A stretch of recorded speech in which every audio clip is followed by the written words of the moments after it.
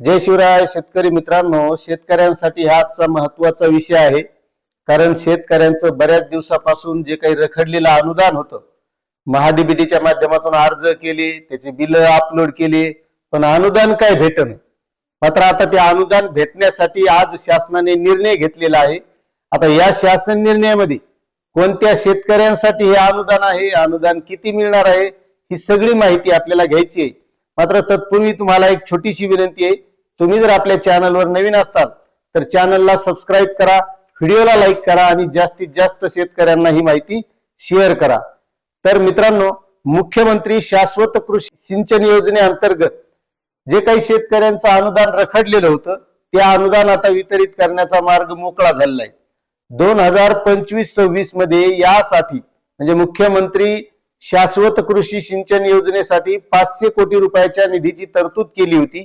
त्यामध्ये 400 कोटी हे सिंचनासाठी होते आणि 100 कोटी हे वैयक्तिक शेततळ्यासाठी होते। आणि त्यासाठी या अगोदर 100 कोटी रुपयाचा निधी वितरित केला आहे आणि त्यानंतर कृषी आयुक्तालयानं शासनाकडे मागणी केली, कारण बऱ्याच शेतकऱ्यांचं हे अनुदान रखडलेलं होतं। त्यामध्ये ठिबक असेल, काही शेतकऱ्यांचं स्प्रिंकलर असेल, 2 वर्ष झाले शेतकरी यासाठी वाट बघत आहेत, मात्र शेतकऱ्यांना हे अनुदान मिळत नव्हतं।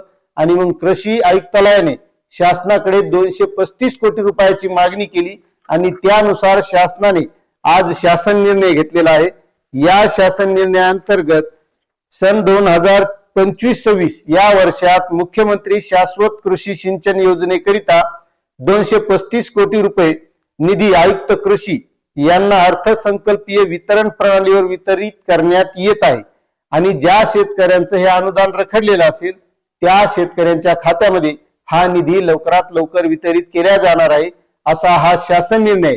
तर तुमचं हे अनुदान रखडलेलं होतं का, मग ते ठिबकचं होतं का स्प्रिंकलरचं होतं, हे सुद्धा नक्कीच कमेंट करा। चॅनलवर नवीन असाल तर सबस्क्राइब करा, व्हिडिओला लाईक करा। धन्यवाद।